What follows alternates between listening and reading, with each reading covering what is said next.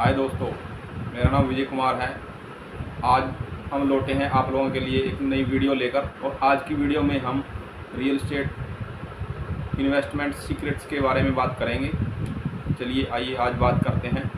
Digital marketing के माध्यम से रियल एस्टेट में ग्रो करने के लिए रियल एस्टेट इन्वेस्टमेंट में कुछ ऐसे सीक्रेट हैं जो आपको जान लेने चाहिए, जो आपके इन्वेस्टमेंट और रिटर्न्स के लिए बहुत ज़रूरी हैं, जो आपको रियल एस्टेट इन्वेस्टमेंट में बहुत फ़ायदा देंगे। आइए जानते हैं। ये टॉप सीक्रेट इस प्रकार हैं। नंबर 1 पर आता है गोल सेटिंग। डिजिटल मार्केटिंग के माध्यम से रियल एस्टेट में ग्रो करने के लिए इन्वेस्टमेंट और सफलता पाने के लिए पहला कदम है अपने लक्ष्य को स्पष्ट कर लेना। ये लक्ष्य आपकी प्रॉपर्टी इन्वेस्टमेंट के लिए होने चाहिए, जिससे rental income, long term growth और शॉर्ट टर्म प्रॉफिट होने चाहिए। नंबर 2 पर आता है financial planning. Real estate business में ग्रो करने के लिए, निवेश करने के लिए आपको अपनी फाइनेंशियल प्लानिंग को समझना बहुत ज़रूरी है। कितना पैसा आप इन्वेस्ट कर सकते हैं और किस तरह के निवेश आपके फाइनेंशियल गोल को मीट करेंगे, ये ठंडे दिमाग से सोच समझ कर करना चाहिए। नंबर 3 पर आता है रिसर्च। मार्केटिंग के माध्यम से रियल एस्टेट में इन्वेस्टमेंट करने के लिए आपको प्रॉपर्टी का चयन करने के लिए रिसर्च करना बहुत ही ज़रूरी है, जैसे लोकेशन, मार्केट ट्रेंड्स, प्रॉपर्टी की condition, nearby communities, rental potential. इन सब बातों को ध्यान में रखकर प्रॉपर्टी में इन्वेस्टमेंट करें ताकि आपको इनमें किसी भी प्रकार का नुकसान ना हो।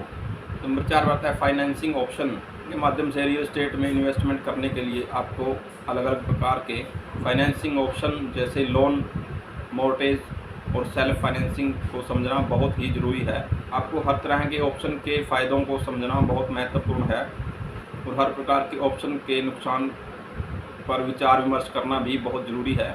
नंबर 5 पर आता है लीगलिटीज़।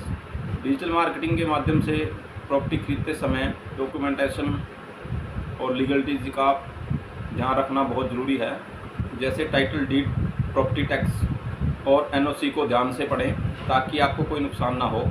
इसके अलावा कोई और अन्य डॉक्यूमेंट हो उसको भी बड़े ध्यान से पढ़ें और सोच समझकर इन्वेस्टमेंट करें। नंबर 6 पर आता है नेगोटिएशन स्किल्स। डिजिटल मार्केटिंग के माध्यम से रियल एस्टेट में कोई भी इन्वेस्टमेंट करने के लिए नेगोटिएशन का इस्तेमाल करना चाहिए।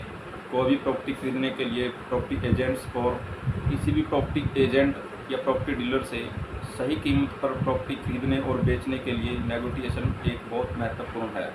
नंबर 7 पर आता है प्रॉपर्टी मैनेजमेंट। डिजिटल मार्केटिंग के माध्यम से प्रॉपर्टी इन्वेस्टमेंट करने के लिए और मैनेज करने के लिए उसका सही से अरेंजमेंट करें। किराएदार के साथ साथ कम्युनिकेशंस और मेंटेनेंस का भी अच्छी तरह से ध्यान रखें। इसके साथ साथ आप अपनी रेंटल कलेक्शंस और लीगल नियमों और डॉक्यूमेंटेशन को भी ध्यान में रखें। नंबर 8 पर आता है डाइवर्सिफिकेशंस। डिजिटल मार्केटिंग के माध्यम से रियल एस्टेट में इन्वेस्टमेंट करने के लिए पोर्टफोलियो को डाइवर्सिफाई करें। किसी भी एक प्रॉपर्टी में नहीं, रियल एस्टेट में आप अलग अलग तरह की प्रॉपर्टी में इन्वेस्टमेंट करें ताकि आप अपने रिस्क को कम कर सकें और अपने प्रॉफिट और रेवेन्यू को बढ़ा सकें।